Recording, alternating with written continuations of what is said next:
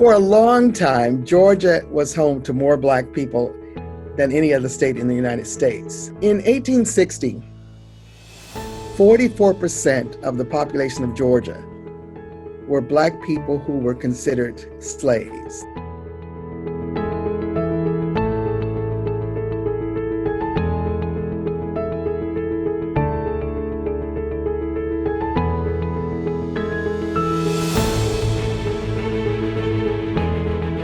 During the war, they were freed in stages in Georgia. In 1862, Blacks along the coast were freed. In 1863, the Emancipation Proclamation was issued by President Lincoln, and it really didn't immediately free anybody, but it gave more authority to the Union troops along the coast for what they were doing on behalf of Black folks. So General Sherman came to Conyers November 16 and 17 of 1864. And wherever the Union troops came, Black people who were enslaved considered themselves free. And they kind of stuck as close as they could to the Union troops' camps because that way they felt most protected.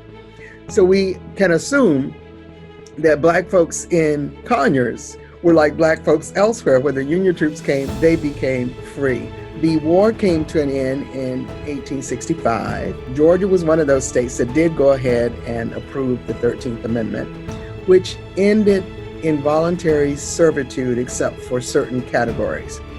And that little loophole made it possible for Black men in particular to be arrested on the least little thing and convicted and forced back to work on the farms that some of them had been enslaved on.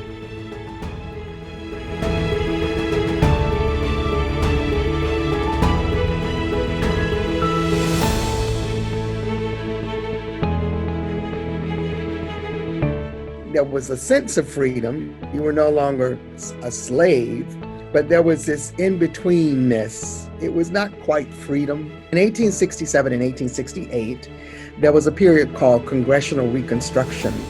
And during that time, Black men in our area were able to register to vote. In this period, Black folks weren't just sitting around waiting for some new law to change or somebody to come through and say, now you have rights. They were really organizing communities. They were reuniting families where it was possible to do so. One of the most important developments in this time period, when there were a lot of economic hardships, Blacks were still establishing churches. So Ball Rock Baptist Church started in 1865, Peaks Chapel in 1868, and many of these churches also served as the classrooms. So the earliest schools for Black people were in these churches.